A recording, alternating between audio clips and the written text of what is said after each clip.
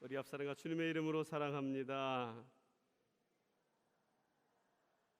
찬양하는 소리 들으니까 그런 생각이 나요. 옛날에 들었던 재밌는 예화 중에 어느 날 부흥회를 했는데 부흥 강사님이 이 성도들이 제대로 공부를 했나 확인을 하고 싶어가지고 지나가는 4학년짜리에게 물어봤어요. 여리고성 누가 무너뜨렸냐 그랬더니 으앙 하면서 울면서 목사님 제가 무너뜨리지 않았다는 거예요. 그랬더니 울고 있는 자기 반 담임 선생님이 지나가면서 왜 그러시냐고, 강사님 왜 그러시냐, 아니 여리고성 누가 무너뜨렸냐고 얘한테 물었더니 자기는 아니라고 해서 우왕 운다고 그랬더니 담임 선생님 말하기를 얘는 착한 애라 절대 그럴 애가 아니라는 거예요. 상황이 심각하잖아요. 마지막 부흥에 은혜 받아야 되는데 지나가던 장로님이, 재무부장 장로님이 학생은 안 무너뜨렸다고 그러고 선생님은 절대 그럴 아이가 아니라고 대변하고, 그런데 이거 어떻게 했으면 좋겠냐고 그랬더니 재무장로님이 그랬대요. 얼마가 들진 모르겠지만 우리 교회가 보수할 테니까 강사님 마음 상하지 말라고. 우리 지난 시간의 은혜를 다 기억이 나시나요?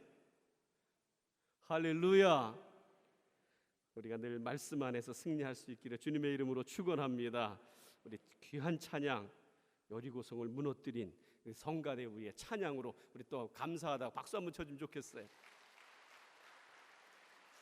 네, 감사합니다. 오늘 제목은 낡아가는 시간이 길어야 한다.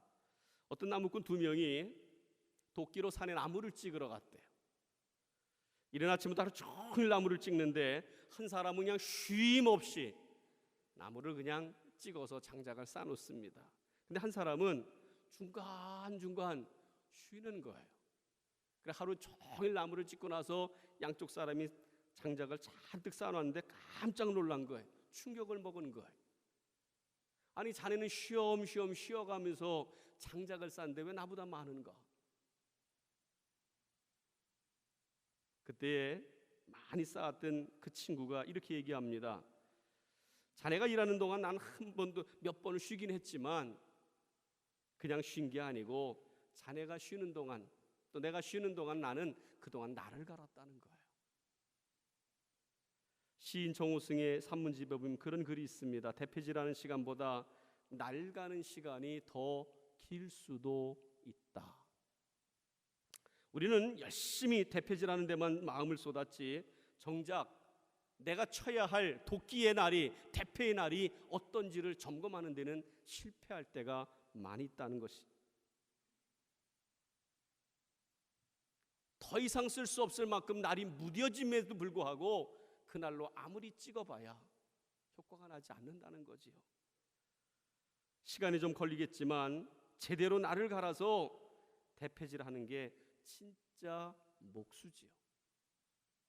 진짜 목수는 낡아가는 시간을 아까워하지 않는다는 사실입니다. 어쩌면 우리는 이 시간이 대패질할 때가 아니라 나를 갈아야 할 때인지도 몰라요. 붓을 들어서 글씨를 쓰는 시간보다도 때로는 먹을 가는 시간이 더 길어야 한다는 이야기입니다. 왜냐하면 일찍 시작했다고 해서 다 일찍 이루는 것도 아니고 일찍 꽃이 폈다고 해서 열매가 풍성하리라는 보장은 아무도 없습니다. 오늘 우리가 얼마만큼 오랜 시간 참고 견디며 준비하느냐에 따라서 그것이 훨씬 더 중요하다는 거예요.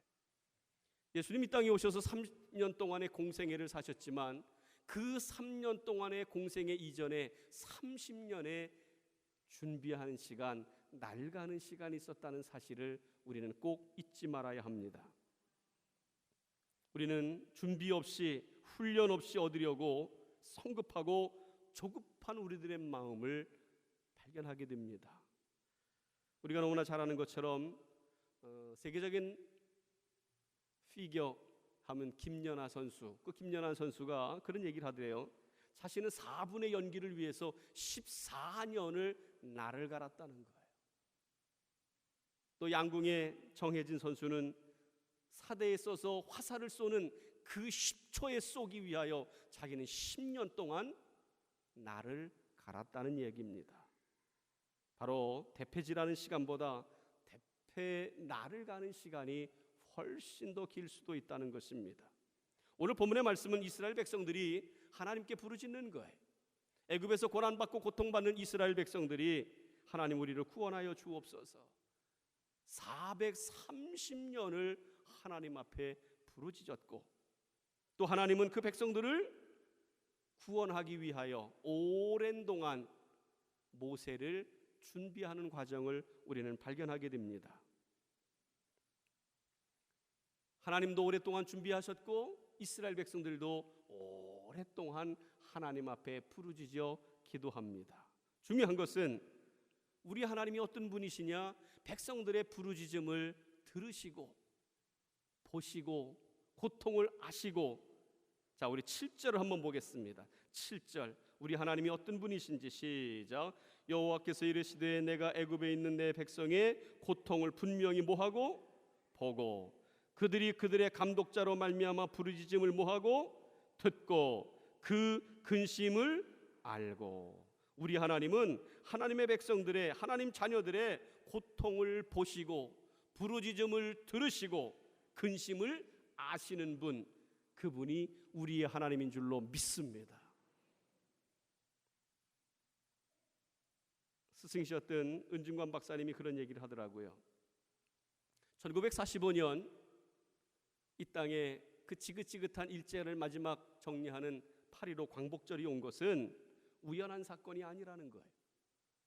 대한민국 이 나라 역사를 해석하는 것은 우리 믿음의 사람들이 구속사적으로 해석을 해야 된다는 거예요. 그게 무슨 뜻이냐면 1945년 8월 15일 날 이 땅이 해방된 것은 우연한 사건이 아니라 바로 26년 전 1919년 온 백성의 부르짖음이 간절한 간구함이 하나님의 보좌를 움직인 것이라는 거예요. 백성들의 부르짖음과 눈물의 기도가 결국 26년 뒤에 1945년 해방을 가져왔다는 거예요. 그렇다면 통일의 문제는 어떻게 해석할 것인가? 물론 외교적으로도 해야 되고 정치적으로도 해결해야 되고 군사적으로도 대비를 해야 되지만 이 역사 속에 흐르는 분명한 구속의 역사를 가지고 미래를 예측한다고 하면 우리가 생각지 않은 어느 날 불현듯이 이 백성의 눈물의 기도가 양이 채워지는 그날에 저 북녘 땅의 믿음의 백성들의 간절한 눈물의 기도가 하나님의 보좌를 움직이는 그날에 불현듯 하나님은 이 땅의 이 민족의 갈라진 38선을 하나로 이어 주실 것이라는 것입니다. 오늘 우리에게 이런 믿음이 있기를 축원합니다.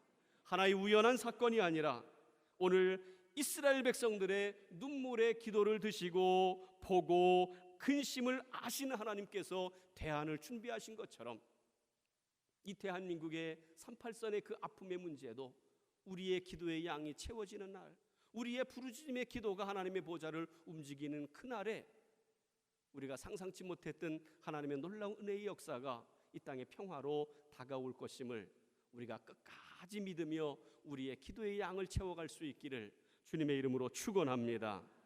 어떤 한 할아버지가 어린 아들을 데리고 마트에 갔대.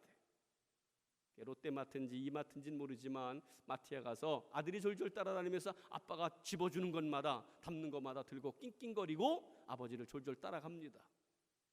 점점 물건이 쌓이면서 아들은 처지기 시작하지.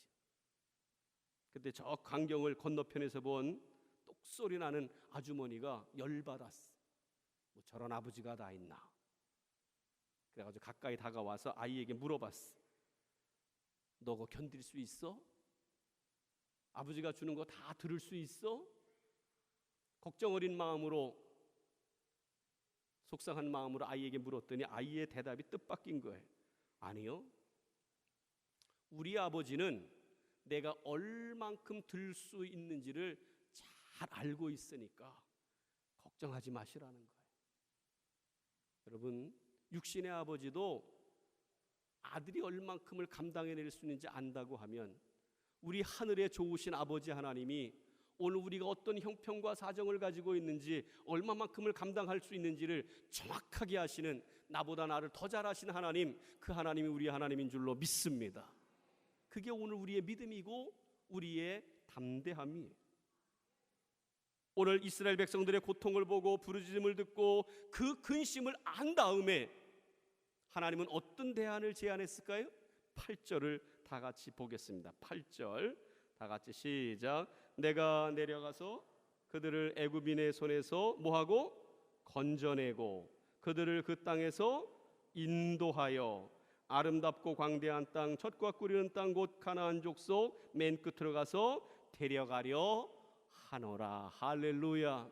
우리 하나님은 분명한 대안이 있는 분이, 우리의 기도를 들으시는 분이, 그리고 우리를 변화시키고 역사하시고 우리를 새롭게 하시는 분, 그분이 하나님인 줄로 믿습니다. 내가 내려가서 건져내고 인도하고 데려가려 하노라. 오늘 하나님은 모세라고 하는 대안을 준비했어요.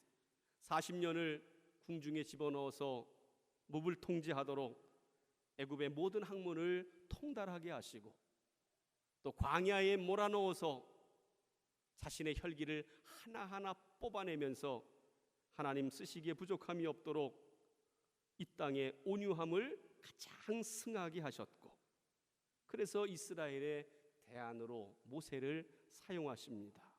여기서 우리가 깨닫는 메시지가 뭡니까? 하나님은 오래오래 하나님의 사람들을 준비하고 연단한다는 거예요. 창세기 6장에 보면 하나님이 인류를 심판하실 때, 홍수로 심판하실 때 노아를 세우십니다. 하나님은 노아에게 120년 동안 방주를 지으라는 거예요. 그리고 홍수 기간을 전체를 계산해 보니까 251일입니다. 120년을 날수로 계산하니까 43,800일이에요.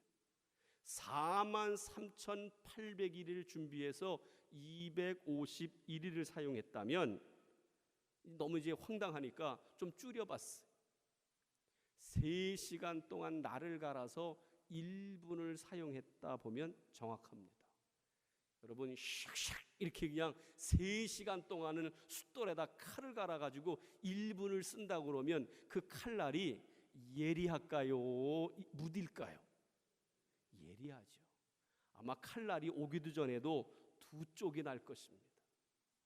하나님은 이렇게 오랜 시간 동안 날을 갈아서 노아를 통하여 그 가정을 구원하고 인류가 보존되도록 사용하신 것을 우리는 발견하게 됩니다. 예수님도 30년을 준비하시고 3년을 사용하셨어요. 근데 오늘 우리는 3년 준비하고 30년을 써먹으려고 하는 마음들이 우리 가운데 있어요. 그래서 우리 후배들에게도 그런 얘기합니다. 무딘 날 가지고 아무리 쳐봐야 역사가 일어나지 않는다.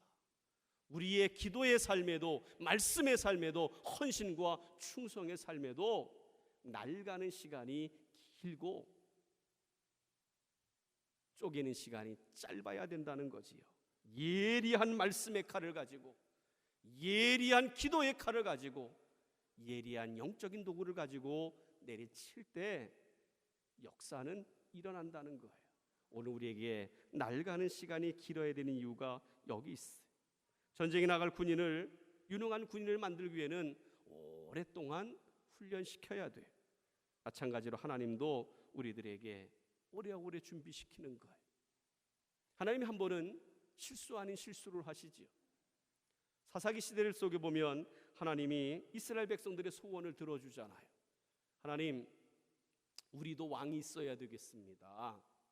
다른 나라처럼 왕이 있어서 어깨에 힘주고 뭔가 보여지는 왕을 통해서 이 나라 임족의 그 위세를 좀 보여줘야 될 거 아닙니까? 하나님이 섭섭하잖아요. 아니 내가 너희의 왕인데 부족한 게 뭐가 있냐? 보이지 않는 하나님 말고요, 눈앞에 보이는 왕이 필요합니다. 하나님은 하나님의 자녀들 때를 쓰면 또 때로는 이렇게 한번 접어주시는 분이 또 우리 하나님이시더라고요. 그럼 네가 뽑아봐라. 그랬더니 인간적 기준을 가지고 완벽한 사람을, 한 사람을 뽑습니다. 그게 사울이지요. 기골이 장대하고 아주 키가 훤칠했다는 거예요. 또 용모가 준수하고 아주 꽃미남이고 잘생긴 거예요. 가문이 출중하고 거기에 또 겸손까지 하잖아요. 인간적 기준으로 볼 때는 누구를 비교할 수 없을 만큼 완벽하고 탁월하지요. 그가 왕이 되고 그러나 5년, 10년, 20년이 지나면서 팔뚝에 힘이 들어가고 허리에 힘이 들어가니까 변질되기 시작했어요. 훈련이 없는 사람은 변질되게 돼 있어요. 여러분, 바뀌는 것이 좋은 쪽으로 바뀌는 것을 변화라고 합니다. 물이 변하여 포도주가 되는 걸 변화라고 그래요. 그러나 나쁜 쪽으로 바뀌는 것을 우리는 변질이라고 합니다. 오늘 우리는 날마다 변화돼야지 잘못된 쪽으로 변질되지 않기를 주님의 이름으로 축원합니다. 그래서 하나님은 어떻게 합니까? 그를 떠나요. 하나님의 촛대를 옮기는 거예요. 근데 세상의 기준으로 볼 때 하나님이 선택한 다윗은 너무나 모자라잖아요. 부모도 인정하지 않았고 형제들조차도 제외시켰던 그 소년 다윗. 그러나 하나님이 기름을 부으신 그날부터 혹독한 훈련을 시작합니다. 교관이 누굽니까? 사울 왕이지요. 여기서 우리는 깨달아지는 건 때로는 우리가 삶을 살아가는데 왜 이렇게 내 가정에 내 삶에 혹독한 시련이 있나? 왜 저 사람을 붙여서 나를 이렇게 힘들게 하나? 이럴 때마다 우리는 두 가지를 생각하면 돼요. 아직도 하나님이 나를 버리지 않았구나. 나에게 기대를 놓지 않으셨구나. 또 하나는 하나님이 나를 정말 세게 보시는구나. 이런 자신감을 가지고 잘 싸워 이겨나가면 하나님의 기대를 충족할 수 있게 될 줄로 믿습니다. 너희가 시험을 만나거든 기쁘게 여겨라.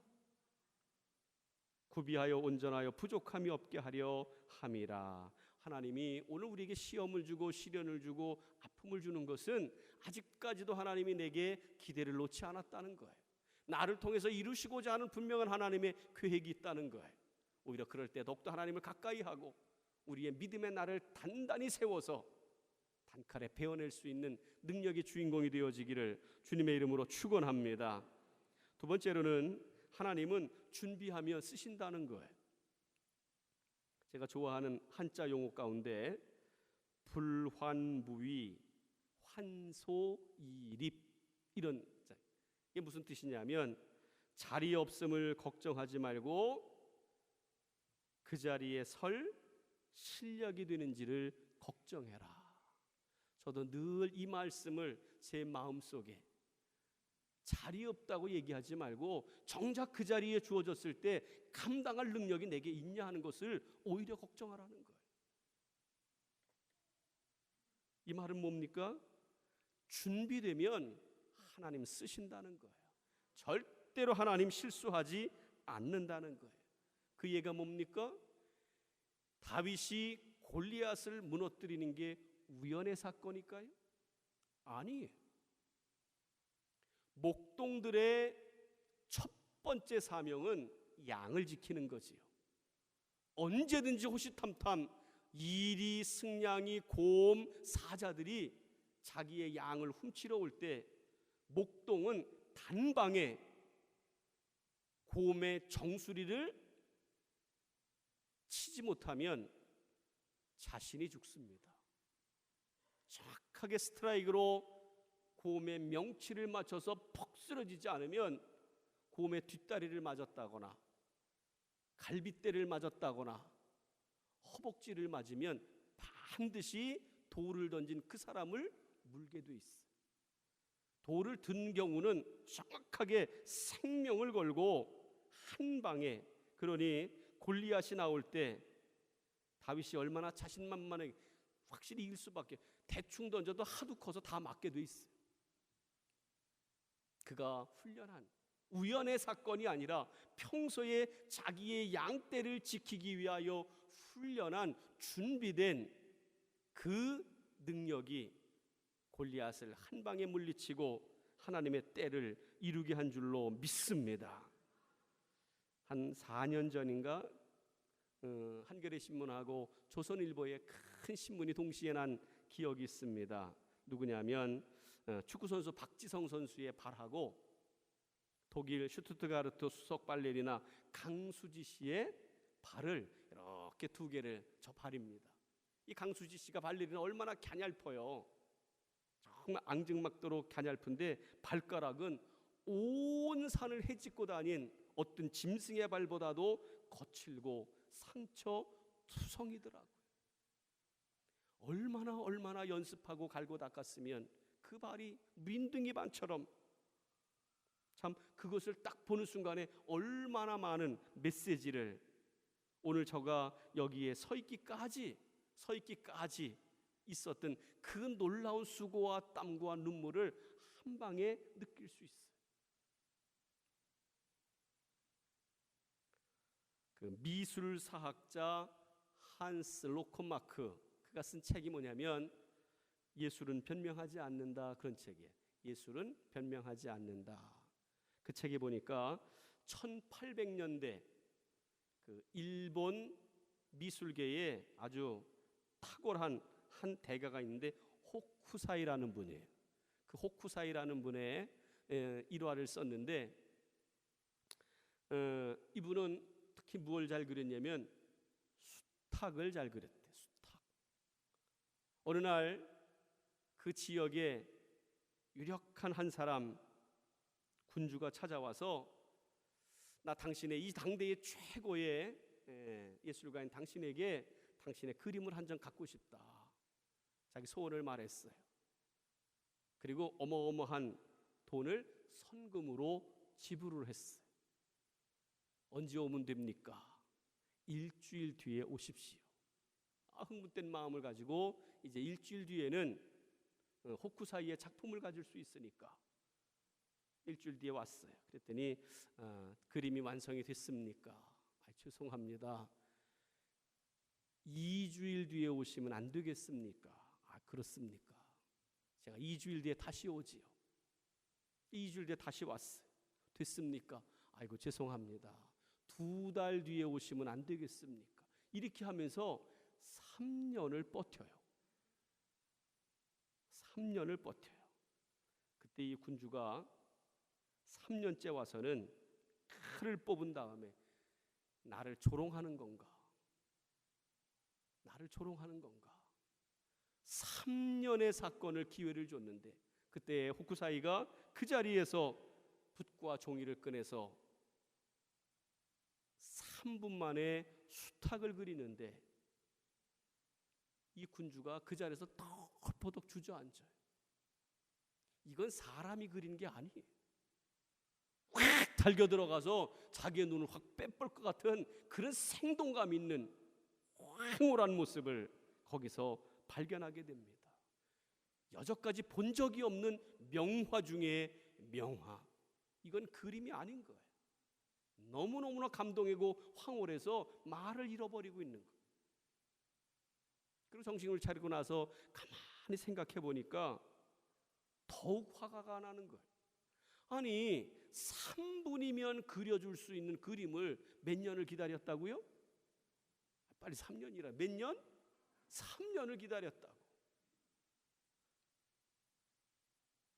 그때에 호쿠사이가 그 군주를 데리고 자기의 화실, 연습 창고로 데리고 갑니다.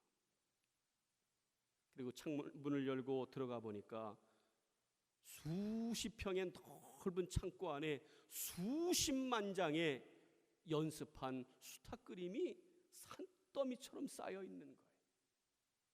뭘 말합니까? 호쿠사이가 3분에 그리기 위하여 그는 3년 동안을 수십만 번 연습했다는 거예요. 그런 가름이, 이것은 예술에만 있는 것이 아니라 믿음의 세계도 마찬가지. 우리가 좀 더 오래 엎드리고 좀 더 예리하게 말씀을 준비하고 영적 훈련을 통해서 결정적 순간에 하나님이 쓰시고자 할 때 우리가 준비되면 반드시 하나님은, 실수하지 않는 하나님은 우리를 사용하시고 또한 사용하셔서 영광을 드러내게 될 줄로 믿습니다. 또 하나 분명한 사실은 우리가 준비되어지면 하나님이 그 위에 은혜 위에 은총을 더해 주실 것이라는 사실입니다. 모세가 80에 준비되었을 때 이스라엘의 지도자로 쓰임받아요. 아브라함이 75세에 하나님의 부름을 받습니다. 아론은 83세에 하나님의 눈에 들었고요. 노아는 500세에 구원의 길에 들어서게 됩니다. 여러분, 하나님이 쓰시고자 하는 그 시간은 인간으로 계산할 수 없는 은혜의 시간이에요. 여러분, 현대 경영의 아버지 그러면, 경영학의 아버지 그러면 피터 드러거 이렇게 얘기하는데, 그 피터 드러거가 그런 얘기를 하더라고요. 내 인생의 전성기는 66세에서 86세였대요. 내 인생의 최고의 전성기는 몇 세라고요?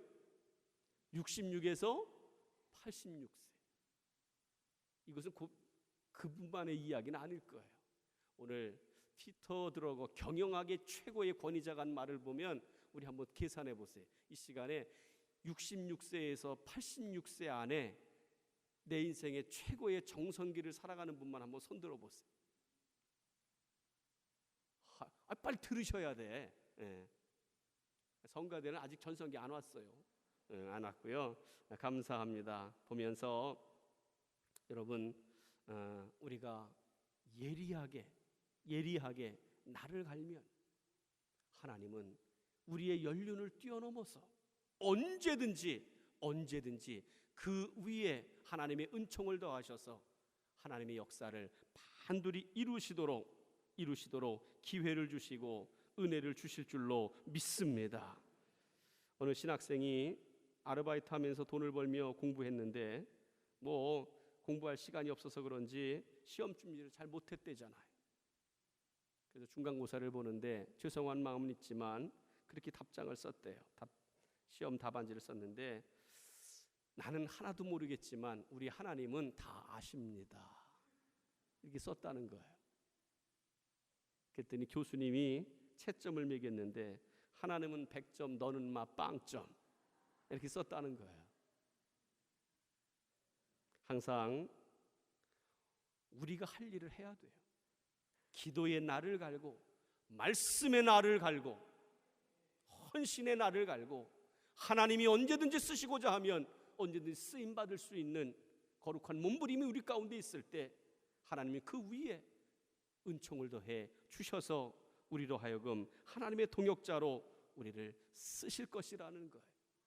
오늘 예수님도 그랬고 모세도 그랬듯이 우리는 날가는 시간이 항상 길고 그 위에 하나님의 은혜가 임할 수 있도록 언제든지 준비된 삶을 살아가는 귀한 저와 여러분 모두가 되어지기를 주님의 이름으로 축원합니다. 기도하겠습니다. 하나님, 주님은 30년을 준비하고 3년을 쓰셨는데 우리는 고작 3년 준비하고 30년을 써먹으려고 하니 우리의 날들이 얼마나 무뎌졌는지요. 오늘 이 말씀을 통하여서 다시 한번 우리의 영성을 새롭게 하여 주시옵소서.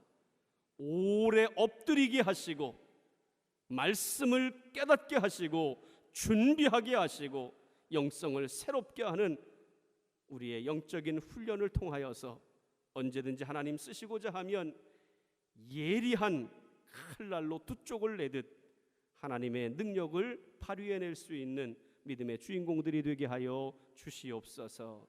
예수님 이름으로 기도하옵나이다. 아멘.